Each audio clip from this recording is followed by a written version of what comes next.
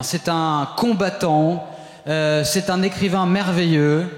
Je vous demande, mesdames et messieurs, d'accueillir Alain Mabanckou.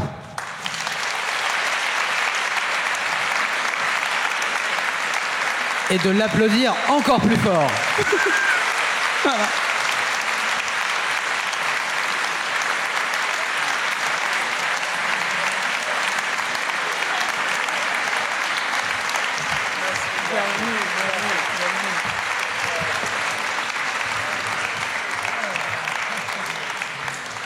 Voilà, Alain Mabanckou nous a rejoint. Je rappelais vos états de service, évidemment écrivain, mais professeur à Los Angeles, à la UCLA. Vous avez suivi Anselme Kiefer, le grand artiste au Collège de France, que vous occupez la chaire de création artistique et littéraire. Vous y avez donné une série de cours qui était absolument passionnant. Vous avez publié l'année dernière Petit Piment, un roman extrêmement séduisant, chatoyant, très mélancolique aussi, très politique aussi, où c'était l'occasion de renouer avec le territoire de votre enfance, Pointe-Noire, la ville portuaire du Congo. Vous avez grandi, Alain Mabanckou. Alors, on y suivait la formation et les élans vitaux d'un héros au nom extrêmement long que je vais vous laisser lire. Vous le savez par cœur. Non, j'ai pas besoin de lire puisque voilà. je l'ai inventé. Alors, comment on dit? Voilà. Fabuleux nom de personnage. Et ça veut dire... Rendons grâce à Dieu car le Moïse noir est né sur la terre des ancêtres. Voilà. En Lingala, bien sûr, du Congo. Exactement. Bravo quand même. C'est une performance déjà. Alors le Moïse noir, c'est un peu vous, Alain Mabanckou, parce que vous avez apporté au prestigieux Collège de France, donc le 17 mars dernier, de nouvelles tables de la loi, si je puis dire, en y donnant une leçon inaugurale qui s'intitulait « Lettres noires des ténèbres à la lumière ». Dans cette leçon, vous appeliez les écrivains noirs d'aujourd'hui à penser et vivre leur identité artistique en pleine lumière. Et puis, ces jours-ci, vous publiez « Le monde est mon langage ». Alors c'est un livre absolument magique, totalement hybride. On ne sait pas si on est dans l'essai, dans le récit, dans le reportage. Et dans ce livre, vous réunissez tout un tas de rencontres que vous avez pu faire avec des écrivains aussi divers que Le Clésio, que Dany Laferrière, votre grand copain, Kateb Yassine, mais aussi des auteurs plus confidentiels que grâce à vous on peut découvrir, qui sont très importants mais peut-être que le grand public ne connaît pas encore assez, comme Chinua Achebe ou Sonny Labutansi, qui écrivait au Congo devant des posters de Che Guevara. Alors le principe, il est clair, il est simple, il est efficace. Un lieu, un écrivain. Et ce qui est génial, c'est qu'on se retrouve avec Henri Lopez à Brazzaville, avec Suzanne Kalalobé à Douala, avec Rachid Boudjedra à Alger, avec Le Clésio à Paris et Dany à Montréal. Ça donne un ensemble extrêmement réjouissant qui dessine une unité. Cette unité, c'est la langue française. Car ce qui unit le tout, c'est le rapport de tous ces écrivains à la langue française. Alors je voudrais que vous nous expliquiez, Alain, il y a une carte. Et je vais montrer. Le livre s'ouvre par une carte. Une carte du monde, avec des pays et des noms d'écrivains. Est-ce que ça veut dire, cette carte, que la France est trop petite pour sa langue à elle, qui rayonne dans le monde entier? Merci beaucoup de cet accueil et d'être venu nombreux. Je pense que j'avais mis aussi effectivement la carte du monde dès le début de ces livres pour montrer comment justement la langue française est plus qu'un pays, c'est plus qu'une nation, c'est un ensemble de continents. Les gens qui parlent la langue française sont plus nombreux à l'extérieur de la France qu'à l'intérieur de la France. Mais on ne le voit jamais. C'est comme un peu à l'intérieur de l'œuf, on ne sait pas que l'univers est plus grand. On pense que ça s'arrête là. Mon père croyait toujours que le monde s'arrêtait là où la mer était, alors que de l'autre côté, on avait l'immensité. Donc j'ai mis cette carte en posant les noms de tous les personnages que j'ai aimés, que je croisais, dont j'ai lu les livres, qu'ils soient connus, qu'ils soient des inconnus, des clochards, des adolescents, même mon styliste qui est au 18e arrondissement. Ouais. C'est important, le styliste. On va en parler. Voilà, c'est important. Donc tout le monde est à l'intérieur, mais ce qui m'animait à le faire, c'est le constat que j'avais fait d'un certain pessimisme que je voyais en France. On a toujours un discours de la décadence, c'est pas possible, c'est toujours les autres qui réussissent. Qu'est-ce que la France a fait au bon Dieu pour subir une telle décadence? Notre langue a perdu son subjonctif imparfait. Comment on va faire? Il faut appeler des sorciers, des gourous. Et Astérix, Obélix n'opère plus. Il y a un certain sport pessimiste que la France couve. National, quoi. C'est notre sport national. Voilà. Or, il suffit d'aller dans le monde. Quand vous écoutez le bruit du monde, le langage du monde, il y a toujours forcément une sonorité ou une versification française qui est quelque part.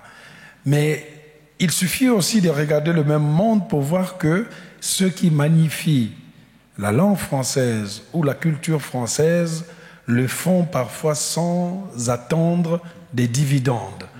Il y a ici en France ceux qui sont les artisans de ce pessimisme en général, ils attendent qu'on les paye pour pleurer devant la dépouille de la langue française.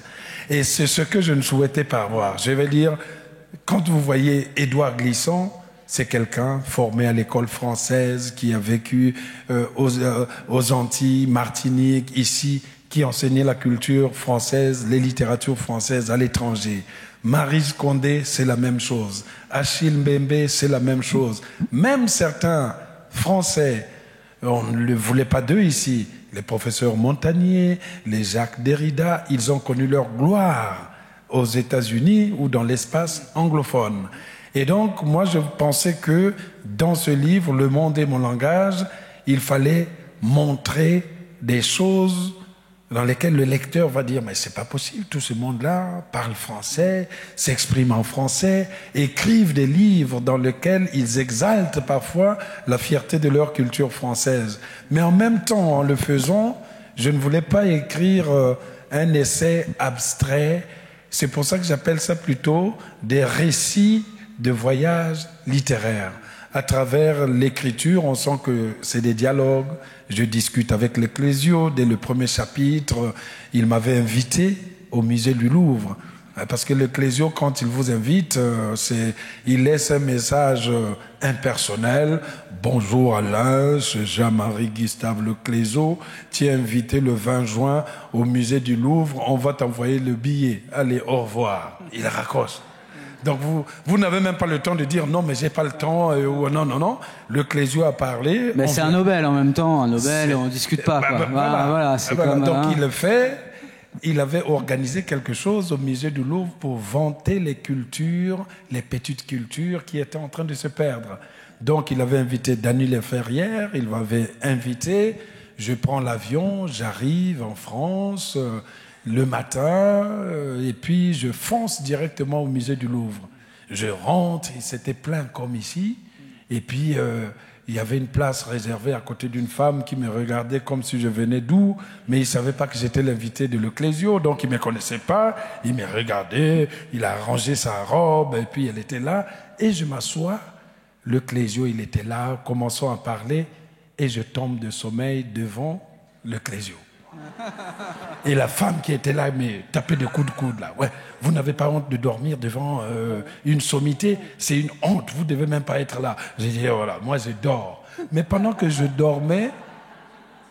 C'est l'art de la sieste de Daniel Laferrière. L'art de la sieste. C'est son, voilà. Ça, ils sont très amis. Depuis... pendant que je dormais, curieusement, j'étais en train de rêver de l'Ecclésio. Donc il parlait et il était dans mon rêve. Et c'est en quelque sorte ce rêve-là que je essaie de reconstituer. Nous voyons, on se promène au jardin du Luxembourg, on se dit rien, parce que quand vous êtes avec le Clésio, il vous invite, viens à la maison, attendez-vous à ne pas parler. Lui non plus. Donc vous êtes dans le silence. Donc on marchait dans les rues, on arrive au jardin du Luxembourg, il dit, ah, les canards sont en train de barboter. Et j'appelle, oui, les canards sont en train de barboter. Et c'est comme ça, cette discussion s'est tempérée. C'est cette scène, finalement, qui m'a donné le ton d'écrire Le monde et mon langage. Parce que quand il s'est mis à parler, j'avais l'impression de lire l'africain. J'avais l'impression de lire le procès verbal. J'avais l'impression de le suivre en Afrique. Beaucoup de gens ignorent que le Clésio, et tout enfant, dès l'âge de 10 ans, il vivait au Nigeria. Culture, des contacts. Son père était en train de guérir des lépreux du côté de Nigeria. Et tout ça, j'essaie de rappeler, de raconter. Effectivement, quand je lui ai envoyé les livres, il m'a dit « Tu avais raison de dormir ce jour-là si c'était pour sortir ça. » Voilà. Ah, parce qu'en plus, il a vu, lui, que vous dormiez. Il a vu. Il avait vu, je dors. Entre-temps, je demande à la femme qui était là. Quand elle m'a réveillé, elle dit hein, « Bientôt ça va finir. » On applaudit. C'est la première fois de ma vie que j'applaudissais une conférence que je n'avais pas suivie. Donc, parce que c'était extraordinaire. La femme dit... bon, si vous avez envie de dormir, dormez tant que vous rêvez d'Alain Mabanckou. Hein. Ça sera le pacte. Et ce qui était plus fort pour moi, c'était le questionnement de la dame. Quand j'étais là, elle me dit, mais monsieur, vous ne trouvez pas que le conférencier, il ressemble à un acteur américain? J'ai dit, oui, il ressemble beaucoup à un acteur noir américain. Et là, qui joue dans Devine qui vient dîner ce soir. Après, il dit, mais non. Le Clésio, il est blanc, l'autre, il est noir. Et là, j'avais vu le fait que, pourtant, si on voit un blanc, on peut dire il me ressemble. Mais les gens se sont arrêtés simplement à la couleur de peau. C'était le monde qui s'exprimait. Est-ce que, vous avez parlé de francophonie, est-ce que ça finit pas par vous agacer, Alain Mabanckou, qu'on interroge toujours les auteurs dits francophones sur leur rapport au français, comme si, quand ils écrivaient, ils s'exprimaient avec un accent, quoi? Oui, mais c'est peut-être la conception française de la francophonie. Ce n'est même pas la faute des populations de la France, puisque c'est cette explication qu'on leur a souvent donnée.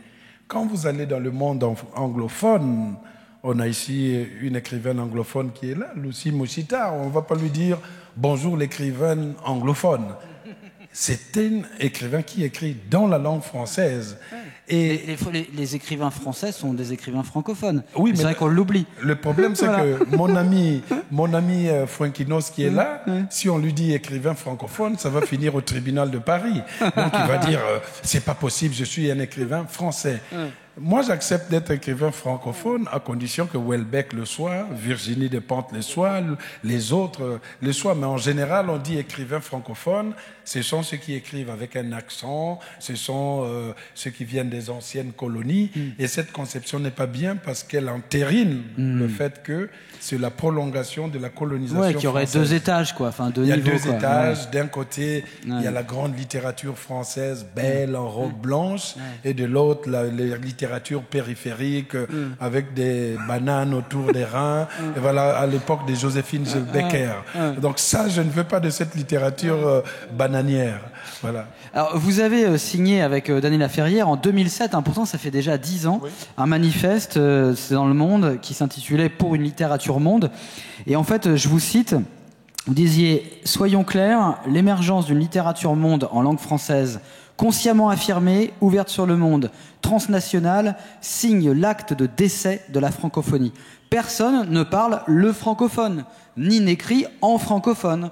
La francophonie est de la lumière d'étoiles mortes. » Donc il faut quand même, c'était en 2007, finalement 10 ans après, on est encore obligé de le dire, que ça n'existe pas un écrivain francophone, ou alors tout le monde l'est. Tous ceux qui s'expriment en français. Je pense, 10 ans après, nous en sommes toujours parfois à cela. Mais à un certain moment aussi, c'était un avantage pour beaucoup des Africains d'être distingués. Parce que c'est évident, les écrivains franco-français blancs, il y en a tellement. Mais quand un écrivain noir est là, on sait qu'il est là. Donc c'est difficile d'ignorer sa présence. Donc c'était un avantage plutôt. À l'époque. Moi, je me rappelle même Fuenquinos, puisque je le cite. C'est un auteur grec, non, d'ailleurs? C'est un auteur grec. Il me disait, c'est injuste, on invite que les écrivains africains, ils ont les voyages, ils ont leur propre débat pour parler de la langue française.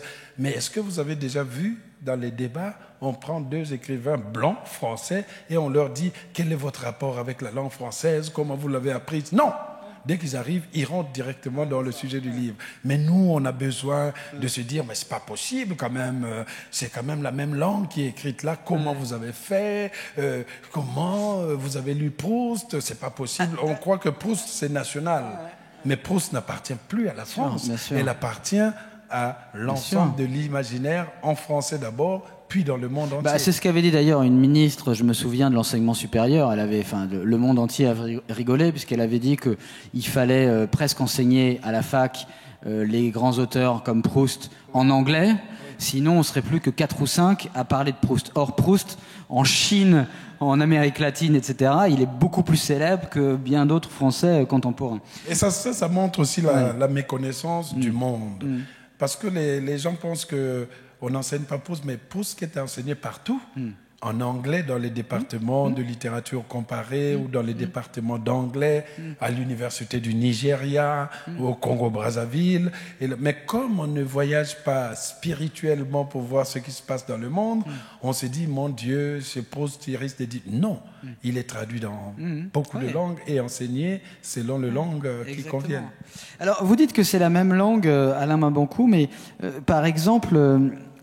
il y a aussi, parfois, vous devez, et c'était le cas quand vous avez commencé à écrire, parfois rendre compatibles des imaginaires qui sont quand même différents.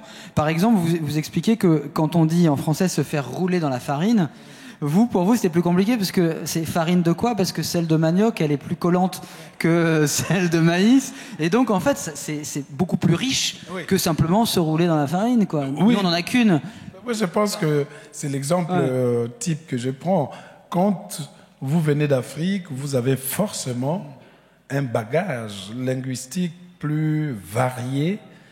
Et quand vous sentez que dans l'écriture française, la langue française ne vous donne pas tout ce que vous souhaiteriez avoir, et alors à ce moment-là, les langues africaines qui dorment, comme une page qui est cachée, se réveille pour venir compléter la langue. Ça, on le voit chez Kourouma. L'expression que vous avez prise est symptomatique. Rouler quelqu'un dans la farine, chez moi au Congo-Brazzaville, ça ne veut rien dire. Il va te dire, oui, mais quelle farine? Parce que si on vous roule dans la farine de manioc, ou si on vous roule dans la farine de maïs, les conséquences ne sont pas les mêmes. Parce que la farine de manioc, pour l'enlever, la farine de manioc, c'est plus collant. Ça, vous mettez dans la lessive, ça part pas. Vous mettez au mot, ça sort pas. Ça prend des semaines et des semaines à disparaître. Alors que la farine de maïs, vous l'enlevez. Donc, quand un Congolais veut dire, vous roulez la farine de manioc, là, ça veut dire que la situation est désespérée. Vous pouvez rien faire. Alors que si on dit, on t'a roulé la farine de maïs, il dit, c'est pas grave, je vais m'en sortir. Voilà. Revenons à la littérature et mon langage. Qu'est-ce qu'il y a comme point commun finalement entre tous ces écrivains, parce qu'il y en a plein d'autres qui n'y sont pas. Il y a même votre styliste, vous l'avez dit, on en parlera tout à l'heure, parce qu'il mérite qu'on lui fasse un sort particulier. Mais quel est le point commun entre la Boutancy, le Clésio, enfin tous ces gens que vous avez réunis? Le point commun, c'est que non seulement dans leurs livres, c'est des gens qui s'ouvrent au monde, dépassent les frontières de leur pays, mais en même temps, c'est vrai qu'ils partagent en commun la langue française. Et ils l'ont partagée aussi bien avec la conscience qu'il y avait la culture française qui était là, mais aussi le fait d'être, quoi qu'ils veuillent, les ambassadeurs de cette langue. Donc ils en sont à la fois les bénéficiaires, mais aussi ils peuvent être responsables de sa décadence. C'est pour cela que la charge que porte un écrivain qui écrit en français et qui n'est pas forcément français est parfois très lourde. Quand nous sommes aux États-Unis, que nous devons avoir une conférence, parfois on nous présente directement comme un écrivain français. Moi, je me rappelle, même jusqu'à présent, j'habite à Los Angeles, il y a un consulat français. Pendant les élections, pour voter le président ou les maires ou je ne sais pas quoi, moi je vote au consulat français. Je fais le dépouillement. Donc je suis là, le consul, c'est un ami, tranquille, il habite à Beverly Hills, à côté des acteurs, il est content, il les invite. Mais le plus souvent, quand il fait une réception, il faut un écrivain français. Et donc, du coup, ils ne s'embêtent pas. Allô, Alain, bon, écoute, quand j'arrive, bonjour, voilà, l'écrivain français, il est là. Donc, les Américains, c'est normal. Tout d'un coup, parfois, c'est quelqu'un d'autre, européen, qui dit, c'est lui l'écrivain. Oui, oui, c'est lui. Et bonjour. Donc, je représente la littérature française quand je suis au consulat. Et quand je reviens, évidemment, en France, parfois, on dit, bon, la littérature, c'est congolais. On a trouvé une pirouette qui satisferait les deux pays, le Congo et la France. Ils disent franco-congolais. Le Congo est content, la France est contente, tout le monde est content. Et voilà, on me laisse tranquille. Mais vous dites congolo-français, j'ai vu parfois. Les Congolais, ils disent congolo-français et les Français disent franco-congolais. Donc voilà, il faut les laisser chacun se satisfaire comme il peut. Alors, dans votre leçon inaugurale aussi au Collège de France, vous aviez cette phrase « La littérature coloniale française a accouché d'une littérature dite nègre ». Qu'est-ce que c'est que cette littérature dite nègre? C'est cette littérature qui revendiquait l'importance et la nécessité de célébrer les civilisations africaines. À l'époque, le mot nègre, c'est vrai, était connoté, mais pendant les revendications, la prise de conscience des Noirs, ils se sont dit on va prendre le mot nègre et on veut le magnifier. C'est pour ça qu'on disait littérature nègre, l'art nègre, le festival des arts nègres, le festival des arts nègres. Ça n'avait pas de les balles nègres, ça n'avait pas de connotation péjorative, mais ça montrait peut-être le côté militant. Même. Comme aux États-Unis où ils s'appellent nigga entre eux, c'est ça, dans le rap ou dans le comme dans le rap. Mais maintenant, cette littérature dite nègre, c'est-à-dire de revendication, elle est née parce qu'il y avait les récits d'exploration, parce qu'il y avait les littératures de la colonisation, parce que les colons, quand ils étaient en Afrique, ils écrivaient leurs livres, ils décrivaient les Africains étaient un paysage. Ils ne comptaient pas. Même quand vous lisez Au cœur des ténèbres, les Africains n'ont pas la parole. Mais non, c'est Kurtz. Voilà. Donc, ils regardent, c'est l'Européen qui vient voir l'Afrique pour expliquer aux Européens. Encore que c'est un des premiers, quand même, Conrad, qui a montré aussi le mal que faisaient les colonisateurs à l'époque, parce qu'il y a des pages qui sont terribles. Voilà. Ah oui, mais dans mon livre, puisqu'il y a un passage où il y a une scène où on m'a demandé d'aller vivre. Les Anglais, ils sont forts. Hein. Ils ont reconstitué le bateau dans lequel il y avait Conrad qui allait sur le fleuve Congo. Et ils ont demandé à plusieurs artistes internationaux de venir vivre à l'intérieur pendant une semaine. Mais où, au Congo, en fait? Non, à Londres. Ah, à Londres. Devant la Tamise. Ah, oui. Et moi, j'étais choisi parmi ceux-là. Ah. Et je suis allé, je rentre, je m'assois, c'est vraiment à côté de la Tamise. On vous a mis au moins très haut, au-dessus de l'immeuble. Ils ont construit ça sur une tour très haute. Donc, je regardais tout Londres comme ça là. Et je rentre à l'intérieur, c'était comme vraiment un bateau. Et il y avait la photo d'un vieux avec la barbe. Et je me suis rendu compte que c'était Léopold II, le roi des Belges, celui-là même qui avait pris le Congo comme sa propriété privée. Donc il y avait sa photo qui est là. Et on nous disait d'écrire comme à cette époque de Conrad. Et moi j'ai écrit comme si je m'exprimais pour expliquer à Léopold II, à Conrad. Et à ce moment-là, j'ai senti tout de suite la Tamise qui coulait là et le fleuve Congo. La Tamise était considérée, voilà, c'est développé et autres, c'est le symbole de la civilisation, tandis que le fleuve Congo, c'était la barbarie. Donc moi, j'ai raconté toute cette période que j'ai passée à l'intérieur de ce bateau dans le chapitre Londres. Mais ce livre, Au cœur des ténèbres, reste évidemment un chef-d'œuvre, une belle partie qui montre cette période. Et puisque, je le dis aussi dans les livres, c'est ce livre qui a inspiré le film Apocalypse Now de Coppola. Voilà. Exactement. Ce que vous dites, c'est qu'en fait, sans cette littérature coloniale, finalement, il n'y aurait pas eu cette réaction, cette prise de conscience et la naissance de cette littérature dite nègre. Oui, puisque pour écrire, il fallait qu'on étudie la langue française, on l'a étudiée, on a lu ce que l'Europe a écrit comme témoignage sur l'Afrique. Comme ils n'étaient pas d'accord, c'est cet écrit de rénonciation qui a finalement donné naissance à la littérature nègre.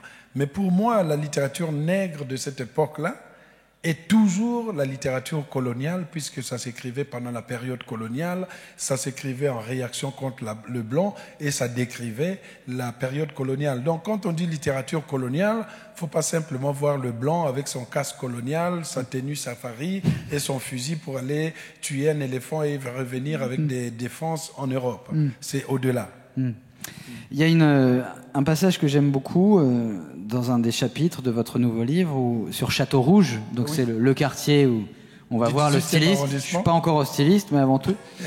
Et c'est là où vous êtes quand vous n'êtes pas aux États-Unis.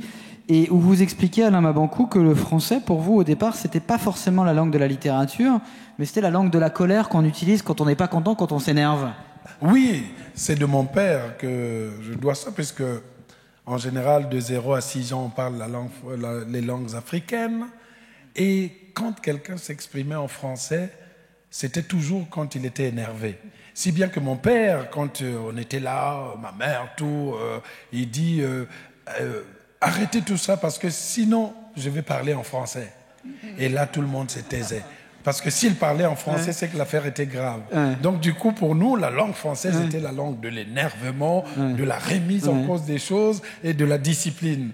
Et donc, il fallait le temps pour casser cela et de comprendre que ça pouvait véhiculer aussi le charme, la courtoisie et la tolérance. Et comment vous avez fait justement pour changer votre appréciation de la langue française, qui est la langue qu'on utilise quand on s'énerve, la langue de la gravité, mais aussi, ce qui est une forme de gravité, mais la langue de la littérature, de votre littérature. Mais je pense qu'en lisant, la lecture m'a sauvé, puisque ce qui était bien, c'est que le programme scolaire d'Europe était le même en Afrique. On le savait, par exemple, quand on devait faire le brevet d'études moyennes générales, les sujets venaient de France. Parce que même l'éducation nationale suspectait les autorités congolaises de tricher les sujets pour aller les vendre ou les donner ailleurs. Et donc, en général, on savait déjà à quel moment les sujets allaient venir dans l'avion. Et tout le monde allait à l'aéroport pour voir l'avion venir de Paris. Et on disait, les sujets sont à l'intérieur. Et puis l'avion atterrissait, les policiers arrivaient, escadron de policiers avec les armes. Et ils avaient les malles, il y avait tous les sujets, géographie, physique, etc. C'était l'histoire de France, c'était les régions de France, tout était français, les rédactions, puisqu'on lisait vraiment la littérature française et autres. Et en lisant les Lagardé, Michard et autres, on commençait à voir des écrivains qui avaient une certaine humanité, des écrivains qui étaient venus en Afrique, des écrivains qui étaient des grands poètes. On récitait de la poésie française sans comprendre parfois ce qu'il y avait dedans. Des mots passants, les Hugo, les gens vous les citaient. Des poèmes d'Alfred de Vigny. C'est un Congolais, il est assis dans un bar, il boit son verre, il commence à parler du conflit entre Verlaine et Rimbaud. Tu te rends compte vraiment pourquoi ils se sont chamaillés. Moi, je suis pas d'accord. Et puis, hop, on commence à expliquer la littérature française avec un verre de bière 1664 en général. Il y a une citation dans le chapitre qui est consacré à Henri Lopez. Vous citez une définition d'Henri Lopez sur le statut hybride de l'écrivain d'Afrique noire francophone, c'est vous qui l'écrivez. Il dit « J'écris pour dépasser ma négritude et élever ma prière à mes ancêtres les Gaulois. Gaulois de toutes les races s'entend, de toutes les langues, de toutes les cultures.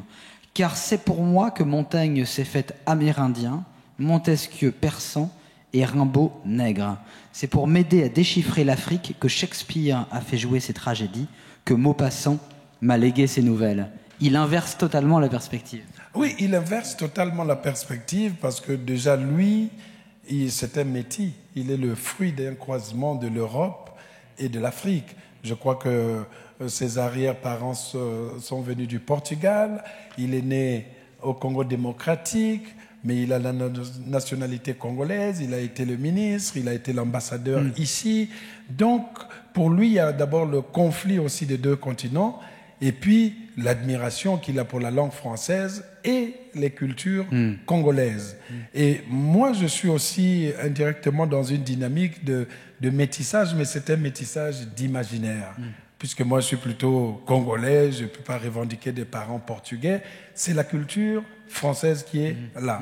Et l'erreur justement qu'on a commise en France, c'est qu'on n'a pas pensé à apprendre aux Français l'univers de ces pays qu'on colonisait. On pensait à cette époque apporter les Lumières, mais on donnait un retard d'imaginaire aux Français. Pourquoi? Aujourd'hui, un écrivain africain, c'est quelqu'un qui est dans plusieurs univers. C'est quelqu'un qui peut aller picorer dans son univers d'Afrique, mais c'est quelqu'un qui a étudié tout ce qui est français, tout ce qui est culture européenne. Donc quand on arrive en France, on sait tout de l'Europe, on sait tout des Français, mais eux, ce qu'ils savent, c'est simplement qu'ils nous ont colonisés, mais ils ne savent pas ce qu'il y a dans le soubassement. Ça veut dire qu'à un certain moment, la liberté que nous allons avoir est une liberté plus vaste, et quand le concert du monde commence à résonner, nous entendons, parce que nous avons déjà la possibilité de ne pas négliger les autres cultures. Oui, c'est beaucoup plus riche en fait, c'est ça. Je pense que c'est beaucoup plus riche. Mais il y a des Français, par contre, des créateurs français qui ont comblé cela. Hein. Je veux dire que ce soit dans le Clésio, par exemple, vous en parliez. Le Clésio est l'exemple type. Il a appris, il est allé là-bas, il a vécu. Beaucoup d'écrivains qui ont pris l'Afrique non pas comme un terrain d'exotisme, mais un lieu d'émerveillement. Même les écrivains bourgeois comme les Gide, ils ont fait le tour pour écrire Voyage au Congo, Retour du Tchad. Les Blondins, ils sont allés là-bas pour essayer de regarder ce qui s'est passé et témoigner contre. Donc même la réaction contre la France sur les colonies n'était pas simplement une réaction des Africains eux-mêmes. Il y avait aussi des Européens qui étaient contre le système. Parmi eux, on a cité les Gide qui ont critiqué la colonisation, surtout Albert Londres dans Terre d'ébène, et beaucoup d'autres qui ont permis à la négritude d'exister. Jean-Paul Sartre, Albert Camus, les Picasso, qui se sont inspirés de l'art nègre pendant les Demoiselles d'Avignon. Voilà. Et dans le même temps aussi, c'est l'Europe qui a donné les lettres de noblesse au jazz. Parce que c'était pour c'est ce que disait, figurez-vous, James Ellroy hier.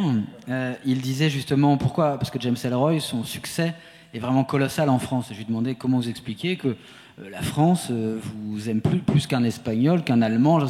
Il expliquait que c'était vraiment les Français qui avaient, considéré le jazz comme une vraie musique et portait.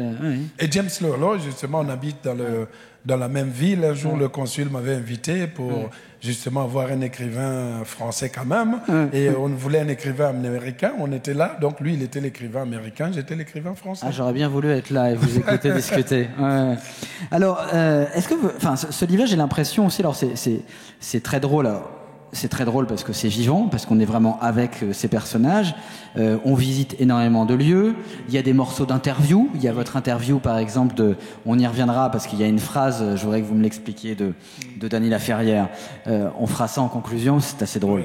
On a l'impression que c'est un peu que vous êtes donné un devoir de passeur, Alain Mabanckou, de faire connaître le Clésio, évidemment, très connu.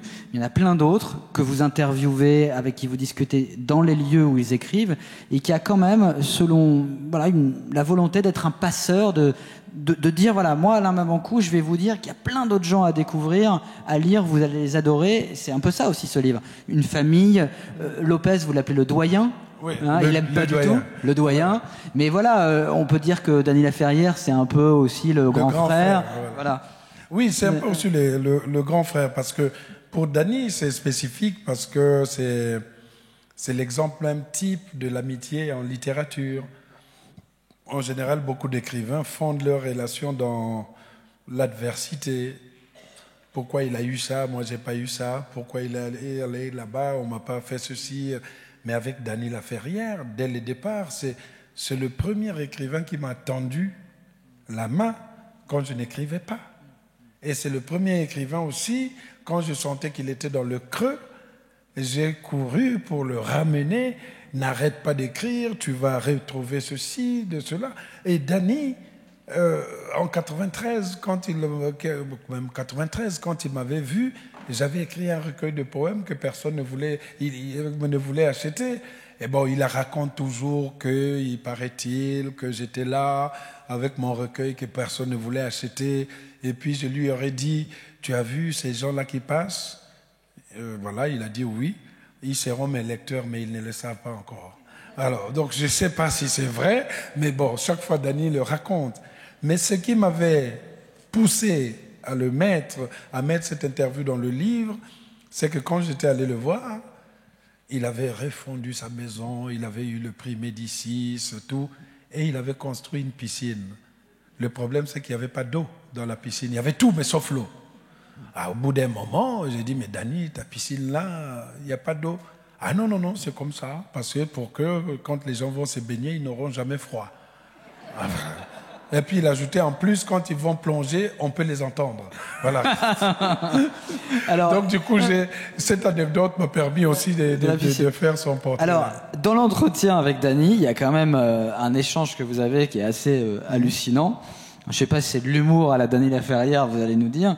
Vous lui demandez, lorsqu'on est un auteur établi comme toi, on est régulièrement sollicité par les aspirants à l'écriture, les gens qui veulent écrire. Quel conseil donnes-tu à ces écrivains en herbe? Et il répond, Dany Laferrière, il n'y a rien de plus pénible qu'un auteur en herbe. C'est un lecteur perdu. Il deviendra d'ailleurs plus tard le rival absolu. Si c'est un auteur africain ou caribéen, il va bénéficier du chemin que nous aurons tracé.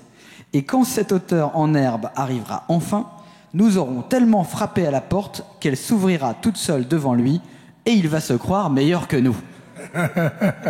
Oui, moi je pense que ça c'est aussi l'humour de Dany, parce que quand j'avais fait cette interview-là chez lui, effectivement, je voulais savoir quel conseil il donnerait aux écrivains, à ceux qui veulent devenir écrivains.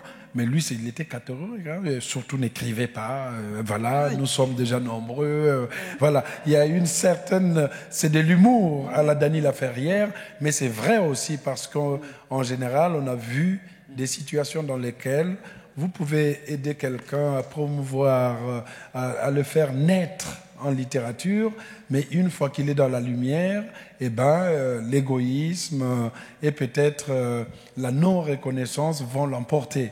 Et ça, on l'a vu beaucoup. Ouais. Et en littérature, la générosité est nécessaire. C'est ce qui me fait écrire ce livre. Je pouvais passer mon temps à scruter mon nombril jusqu'à la fin de mes jours. Et ça serait bien aussi. Il suffisait que je change d'angle pour donner chaque fois un nouveau chapitre. Mais je pense aussi que quand vous êtes dans la littérature, il faut admirer les autres pour créer quelque chose de bien et de généreux. Quand vous n'aimez pas les autres par souci de jalousie, de coquetterie ou d'ego, ça se ressent dans votre écriture. Elle est nerveuse inutilement, elle est hargneuse, elle est bourrée d'acrimonie, elle ne porte pas le souffle de oui, c'est l'aigreur qui gagne. L'aigreur qui gagne, parce que vous écrivez pour vouloir obtenir quelque chose. Alors que moi, je conçois l'écriture comme un moyen aussi de cultiver cette courtoisie, cette tolérance qui manque, qui fonde nos rapports. Quand deux écrivains s'admirent, les nationalités s'écrasent, les couleurs s'écrasent, ils parlent par langage. Ils deviennent des frères en littérature, ce qu'on a essayé de faire et ce qu'on fait avec Dany Laferrière depuis longtemps.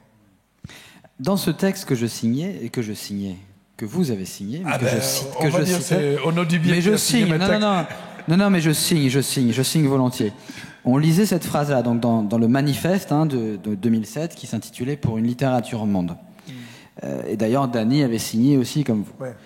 Combien d'écrivains de langue française, pris entre deux ou plusieurs cultures, se sont interrogés alors sur cette étrange disparité qui les reléguait sur les marges, eux francophones, on en a parlé, variantes exotiques tout juste tolérées. Je me demande si 10 ans après, quand on voit que vous intégrez le Collège de France, que Dany Laferrière intègre l'Académie française, est-ce qu'au fond, à l'inverse, on n'assiste pas à une centralisation finalement de cette marge. Vous étiez dans les marges et au fond maintenant les institutions vous ont reconnu. Donc au fond, je me souviens de votre expression, vous parliez d'une France carrée. Oui. La France carrée. finalement, la France carrée, elle s'ouvre à votre imaginaire à vous maintenant. C'est vrai, elle s'ouvre, mais ce n'est pas non plus la centralisation qui disparaît. Je sais qu'on a toujours peur en France. Hein. On a nommé un Africain au Collège de France, on a nommé un Noir haïtien à l'Académie française. On a l'impression qu'on a tout pris. Alors qu'il y a la zone d'influence qui est grande. C'est tout à fait normal puisque l'espace insulaire francophone est très vaste, l'espace de l'Afrique noire en français est très vaste, et il existe encore en France des disparités énormes dans l'imaginaire. Ben, regardez, excusez-moi, je sais qu'en le disant, je signe mon acte de décès en matière de prix. Regardez, les jurys du prix Goncourt, c'est tout blanc. Les jurys du prix Renaudot, c'est tout blanc. Bon, le Goncourt, il y a Tarben Jeloun, ça va, on peut négocier. Mais en général, et c'est ces gens qui décident quel est le meilleur livre, enfin officiellement, de l'année. Et dans les meilleurs livres, il y a quand même aussi beaucoup d'écrivains qui viennent d'horizons différents. Mais ils en mettent quand même, ils en sélectionnent. Oui, ils en sélectionnent, mais c'est bien aussi d'être dans les... Je ne dis pas pour moi parce que je ne veux pas y entrer. J'ai dit que il faut qu'il y ait une représentation. Mais il y a un progrès quand même, ce que je voulais dire. Finalement, voilà, en 2007, vous signez cette tribune. En 2017, au fond, quand même... voilà, je sais que c'est peut-être exceptionnel, vous ou lui, mais c'est très très fort symboliquement. Ah non, et c'est vrai que tout le monde s'est réjoui. Il y a des progrès. C'est-à-dire, entre 2007 et aujourd'hui, il faut être honnête pour dire qu'il y a des progrès.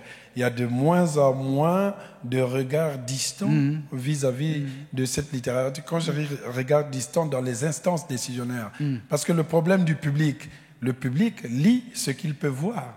Exact. Donc, mais si les instances qui sont chargées de mettre les livres en lumière ne mettent pas le livre devant, ben, ils ne peuvent pas savoir que ça existe. Aujourd'hui, j'ai par exemple des cohortes d'étudiants qui viennent me parler de Nkrumah. Ils sont ni noirs ni africains, mais ils sont français. Et donc, il y a un progrès qui s'est fait là. Mais c'est aussi le moment pour nous autres qui pouvons avoir l'espace pour parler ou l'espace pour écrire, de faire des actes d'ouverture, de dire voilà quelle est la photographie aujourd'hui de l'expression en français, et vous pouvez aller vérifier, aller chercher à gauche et à droite. Et au fond, ce livre, il suit vos leçons au Collège de France, mais au fond, c'est toujours le même combat. C'est-à-dire que je vais vous montrer la diversité et la qualité sur toute cette littérature. Comme quand, dans votre leçon au Collège de France, vous expliquiez que finalement, un artiste, un écrivain francophone, on y revient, hein, il va falloir supprimer le... Oui. Mais un artiste s'exprimant en français, même s'il écrit en dehors de la France, c'est comme ça qu'il faut le dire, mais c'est plus long. C'est vrai que le mot francophone, au fond, il doit aussi ne plus... s'exposer librement, en toute confiance. C'est le même combat que vous menez finalement de livre en livre aujourd'hui. Oui, disons que dans les cours du Collège de France, je voulais montrer comment la littérature africaine était dense, variée, profonde, tentaculaire même. Et comment cette littérature africaine aussi est née du ventre de la littérature française. Ce que beaucoup ne savaient pas. Ils pensaient, en tout cas, littérature française écrite en français, puisqu'après, il y aura d'autres les littératures nationales en langue africaine, c'est autre chose. La littérature africaine écrite en français est née de la littérature française. Et les écrivains africains ont été obligés de lire la littérature française pour devenir écrivains. La grande satisfaction que j'aurai un jour, c'est d'entendre un jour un écrivain français, franco-français, venir à la télé dire « Je suis arrivé à la littérature parce que j'ai lu Nkrumah. J'ai découvert le roman parce que j'ai lu Kamaralai. » Comme ça, ils laisseront un peu reposer Marcel Proust et autres là qui leur servent d'alibi pour montrer qu'ils ont lu. Hein. Donc, moi, je pense qu'il y a plus même de bonheur et de classe. Le jour-là, cet écrivain-là, je viendrai spécialement lui tendre la main. Je dis merci, vous nous avez fait gagner un siècle pour aller vers l'entente. Voilà. Il y a une citation aussi, Gary Victor, écrivain haïtien, que vous citez dans ce livre et qui dit, et vous avez choisi cette phrase en exergue du chapitre, la littérature, c'est ce qu'il dit, c'est Gary Victor, la littérature reste un lieu de pouvoir, peut-être encore plus que de création. Et c'est un écrivain qui dit ça. Oui, et en plus c'est un écrivain qui vient d'Haïti. C'est un écrivain qui vient d'Haïti, le pays qui a connu le nombre de coups d'État le plus élevé au monde. Je crois qu'ils en sont à 77 coups d'État dans un petit pays. Donc ils ont connu cela et ils savent que la littérature devient pouvoir.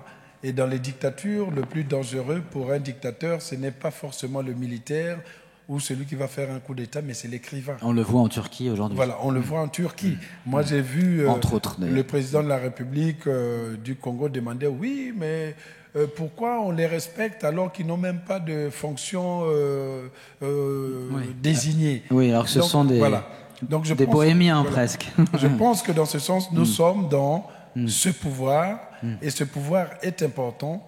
Et pour nous, il s'agit d'utiliser ce pouvoir pour créer un espace de respiration pour tout le monde, un espace de fraternité, loin de la définition de la francophonie officielle. Je voudrais qu'on termine, Alain Mabanckou, par ce personnage de Jocelyn le Bachelor. Donc c'est dans l'un des chapitres, donc le chapitre qui s'intitule Château Rouge, où vous parlez de ce quartier de Paris, le 18e arrondissement, qui est aussi le quartier africain de Paris. Et alors Jocelyn le Bachelor, comment il dit? Le Bachelor, c'est un styliste congolais du quartier Château Rouge. C'est celui qui vous habille. Ouais, c'est lui qui m'habille. C'est la figure emblématique du milieu de la SAP. Alors ça, je vous laisse expliquer la SAP. Société des ambianceurs et des personnes élégantes. Voilà, donc typiquement congolais. Typiquement congolais. Et je voudrais vous demander, Alain Mabanckou, c'est vrai que vous avez cette particularité qui, moi, me plaît beaucoup, parce qu'elle renoue aussi, d'ailleurs, je trouve, avec une tradition aussi des écrivains, du dandysme aussi, qui était très très important. Et c'est pas que extérieur, parce que quand on s'habille souvent, et pour les dandys, c'était une conduite intérieure qui dictait leur façon de s'habiller. Est-ce que, au fond, pour vous, Alain Mabanckou, le style d'un écrivain, c'est autant dans ses pages que dans ses vestes et dans ses chemises? Moi, j'ai toujours été fasciné. Si vous ouvrez la gare des Michards, regardez comment sont les Lamartine, les écrivains, Baudelaire, même jusqu'aux écrivains africains comme les Senghor, Césaire, dans les années 30-40. Regardez leurs photos. Ils sont toujours tirés à quatre épingles. Un écrivain ne doit pas toujours avoir, je ne sais pas, une barbe qui balaie le sol et puis voilà, l'air triste, les trucs troués, métamorphosés, une image, je pense. Et puis je viens d'une nation, le Congo, donc qui a inventé la Société des ambianceurs et des personnes élégantes, la SAP, en réaction au pouvoir politique qui ne leur donnait pas forcément une expression. Comme ils avaient compris qu'on ne peut pas prendre le pouvoir politique, ils ont pris le pouvoir du corps pour entraîner la jeunesse à être fascinée par leurs mouvements, par la grâce de leur corps et par le mariage de leurs couleurs extravagantes. Et je me rappelle même qu'à l'époque, Sassou Nguesso, puisque Sassou Nguesso, quand il est arrivé au pouvoir, j'avais 13 ans. Aujourd'hui, j'ai 50 ans, il est toujours au pouvoir. Donc, quand je parle, donc c'est toujours dans la contemporanéité. Les Parisiens étaient arrivés. Les Parisiens, ce sont les sapeurs qui s'habillent bien et qui retournent en France pour venir montrer leur élégance. On les appelle les Parisiens. Ils étaient arrivés et le président devait faire un discours au stade de la Révolution. Et les Parisiens étaient arrivés en délégation, au moins de 200, et ils ont décidé d'aller suivre le discours du président.